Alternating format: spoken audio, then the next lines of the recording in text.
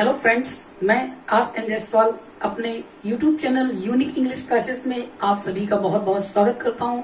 Friends, हमारी आज की इस वीडियो का टॉपिक है फ्यूचर इंडेफिनिट टेंस। तो आइए फ्रेंड्स, स्टार्ट करते हैं आज की class. Future indefinite tense.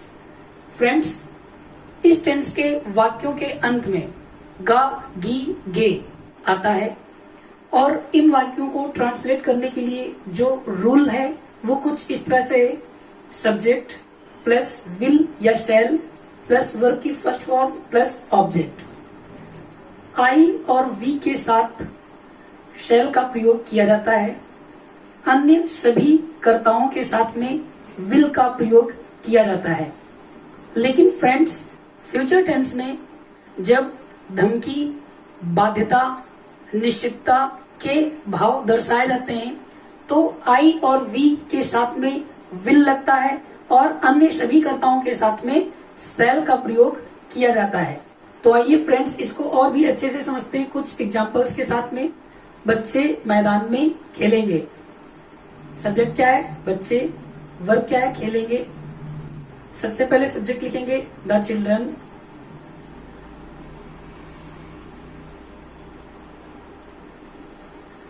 Will. Verb की फर्स्ट फॉर्म प्ले। अब क्या बचा? मैदान में, इन द फील्ड।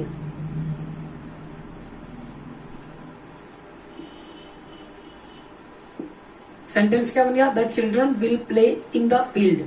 फ्रेंड्स, इसी प्रकार अगला सेंटेंस, मैं आपके साथ वाराणसी जाऊंगा। आई। फ्रेंड्स, आई के साथ में शैल लगाएंगे। I shall go to Varanasi.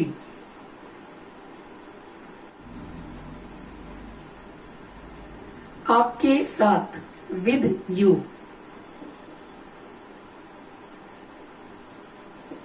Sentence क्या बन गया? I shall go to Varanasi with you।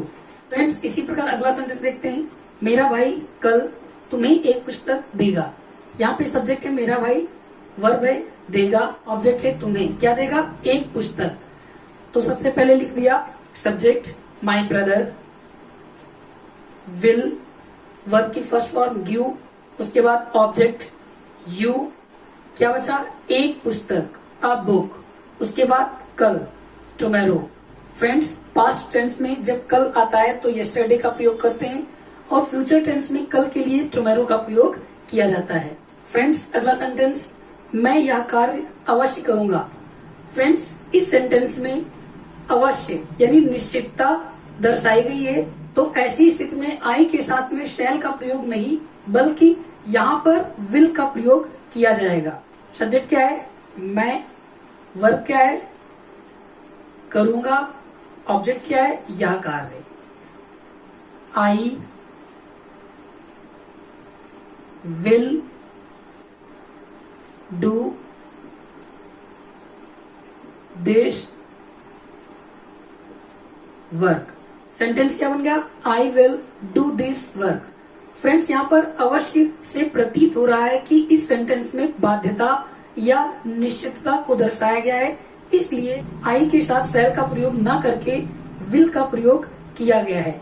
तो आइए फ्रेंड्स, अब हम लोग पढ़ेंगे फ्यूचर इंडेफिनिट टेंस के नेगेटिव सेंटेंसेस, नकारात्मक वाक्यों के बारे में। उसका जो स्ट्रक्चर है वो कुछ इस तरह से है। सब्जेक्ट प्लस विल या शैल, उसके बाद नॉट लगा देंगे, वर्ब की फर्स्ट फॉर्म प्लस ऑब्जेक्ट। पहला एग्जांपल, मैं शाम की गाड़ी से आगरा नहीं जाऊंगा। सब्जेक्ट है मैं, वर्ब है जाऊंगा, ऑब्जेक्ट है आगरा। तो सबसे पहले सब्जेक्ट आई, उसके बाद विल या शैल, आई के संग शैल का प्रयोग किया जाता है। आई शैल, उसके बाद नॉट, वर्ब की फर्स्ट फॉर्म जाऊंगा।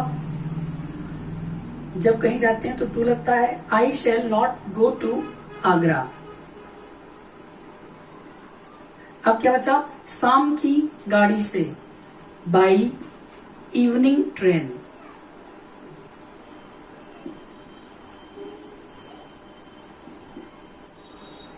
सेंटेंस क्या बन गया? I shall not go to Agra by evening train.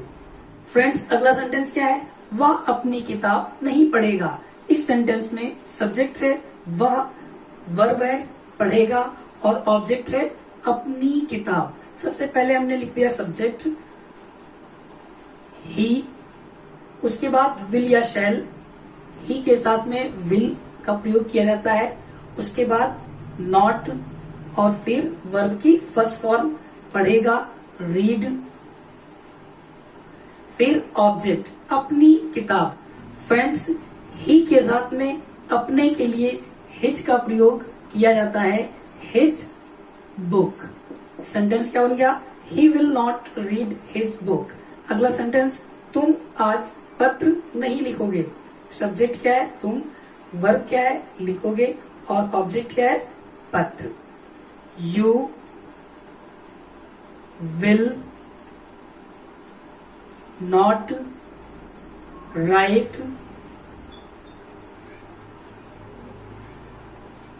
a letter। अब क्या बचा? आज, टुडे। सेंटेंस क्या बन गया? You will not write a letter today. तो आइए फ्रेंड्स, अब हम लोग फ्यूचर इंडेफिनिट टेंस के इंटेरोगेटिव सेंटेंसेस के बारे में पढ़ते हैं। ऐसे सेंटेंसेस जो क्या से स्टार्ट होते हैं, जब वाक्य क्या से प्रारंभ हो, तो उसका जो रूल है वो क्या है? सबसे पहले विल या शैल का प्रयोग करेंगे, फिर उसके बाद सब्जेक्ट के बाद नॉट लगा देंगे अगर सेंटेंस में नहीं आया होगा तो, उसके बाद वर्ब की फर्स्ट फॉर्म का प्रयोग करेंगे, फिर ऑब्जेक्ट। और हाँ फ्रेंड्स, इन वाक्यों के अंत में क्वेश्चन मार्क लगाना मत भूलिएगा। सबसे पहले सेंटेंस जो हमारे पास है वो क्या है? क्या आपका मित्र आज विद्यालय जाएगा? यहाँ पर सब्जेक्ट क्या है? आपका मित्र, वर्ब क्या है? जाएगा, ऑब्जेक्ट क्या है? विद्यालय। तो सबसे पहले हमने क्या लिखा? विल या शैल। सब्जेक्ट क्या है? आपका मित्र, योर फ्रेंड। उसके साथ में विल का प्रयोग किया जाएगा। सबसे पहले विल, फिर उसके बाद subject your friend,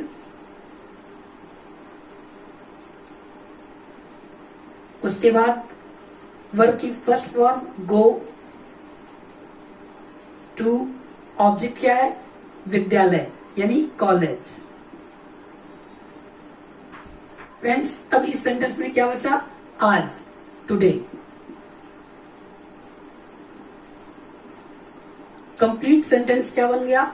will your friend go to college today. अगला सेंटेंस, क्या वे कल मैच नहीं खेलेंगे? सब्जेक्ट क्या है? वे, वर्ब क्या है? खेलेंगे और ऑब्जेक्ट क्या है? मैच। यहाँ पर भी सबसे पहले विल का प्रयोग किया जाएगा, विल, उसके बाद सब्जेक्ट वे यानी दे, उसके बाद इस सेंटेंस में नहीं आया हुआ है तो सब्जेक्ट के बाद नॉट लगा देंगे,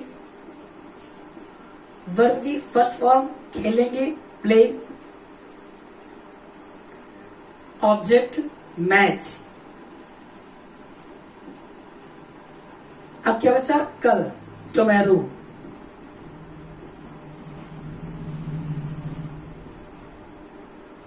सेंटेंस क्या बन गया? Will they not play match tomorrow. अगला सेंटेंस क्या है? क्या राम अपने गांव जाएगा? यहाँ पे इस सेंटेंस में सब्जेक्ट क्या है? राम और वर्ब क्या है? जाएगा, ऑब्जेक्ट क्या है? अपने गांव। तो राम के साथ में भी यहाँ पे विल का प्रयोग किया जाएगा। सबसे पहले क्या लिखा जाएगा? विल, उसके बाद सब्जेक्ट राम, फिर वर्ब की फर्स्ट फॉर्म जाएगा, उसके बाद क्या बचा? अपने गांव, टू। फ्रेंड्स, यहाँ पर राम के साथ अपने के लिए हिज का प्रयोग किया जाएगा। Will Ram go to his village.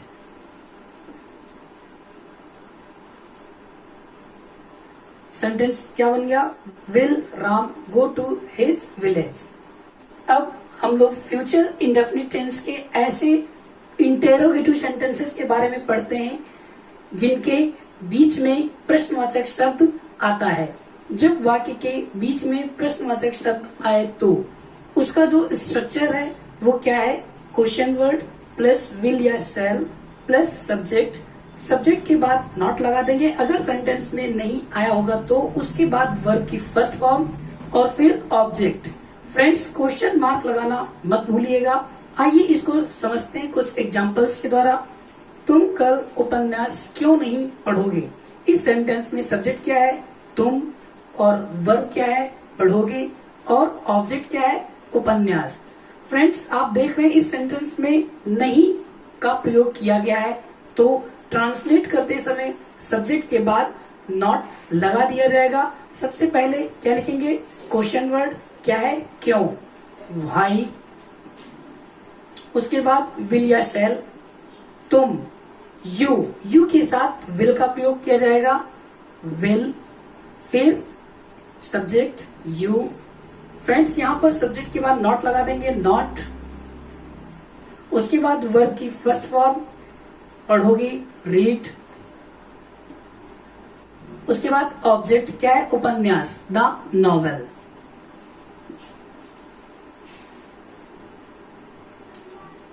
कल, टुमारो।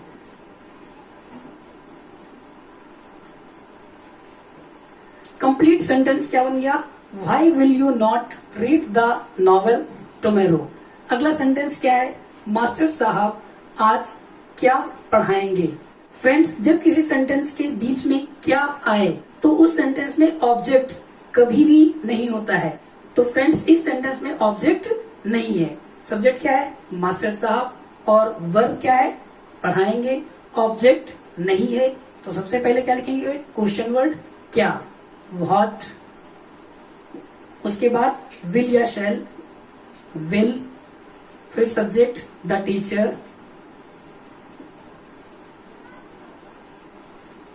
उसके बाद वर्ब की फर्स्ट फॉर्म टीच। क्या बचा? आज, टुडे।